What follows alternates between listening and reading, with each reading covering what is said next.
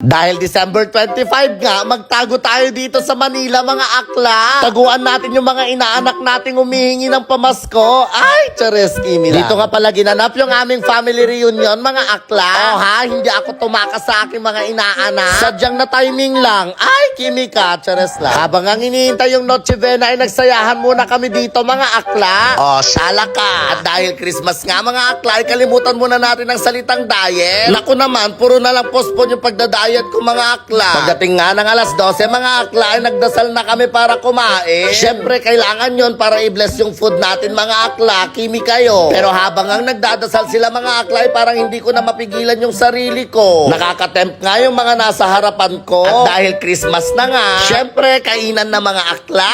At bago nga mabuksan ang pinto ng pagkain, kailangan muna ng sushi. Chares. Ay, Kimi. Dahil nga feeling mayaman tayo mga akla, chopstick ang gagamitin natin at hindi kutsara. Siyempre, magfi-feeling tayo. Sushi ang kukunin natin mga akla. Nako naman talaga. Ay, nako. Subo mo yan. Isubo kita. Ay, chares. Ay, Kimi lang. Akla, Kimi lang yon. Tapos ito naman, nangungusilap. Ay, nako naman. Siyempre, pag Christmas, hindi mawawala ang kantahan. Dahil bida-bida nga ang aklang madam nyo. Eto ako ngayon kumakanta sa harapan nila.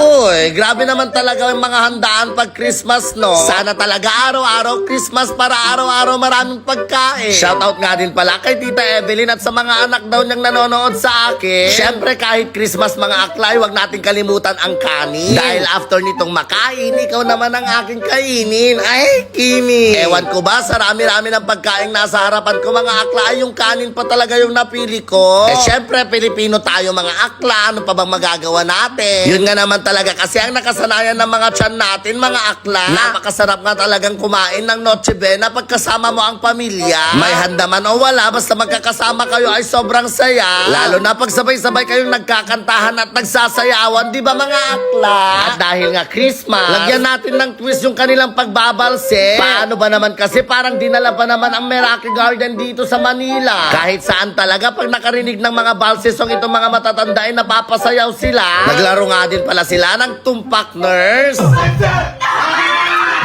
Nako naman, kung sino pa talaga yung maraming pera ay sila pa yung nananalo. After nga ng parlor games ay syempre as usual, nagbalse na naman ang mga aunties and uncles. At dahil nga bida-bida tayo, ako na naman ang nakahawak ng mikropono. Habang nga pagod na ang lahat sa kakasayaw mga akla, ay nakita ko itong si Burnok na kumakain na naman. Nako, ilang beses ka nang kumakain Burnok ha. Mag-diet ka na girl. Chares. Kaya nga pala nagsiwalaan na yung mga batang kasama ko sa labas. Ay nandito na pala sila at natutulog. Kaya tara, guluhin natin sila mga akla. Bago nga matapos itong video ko ay asarin muna natin sila.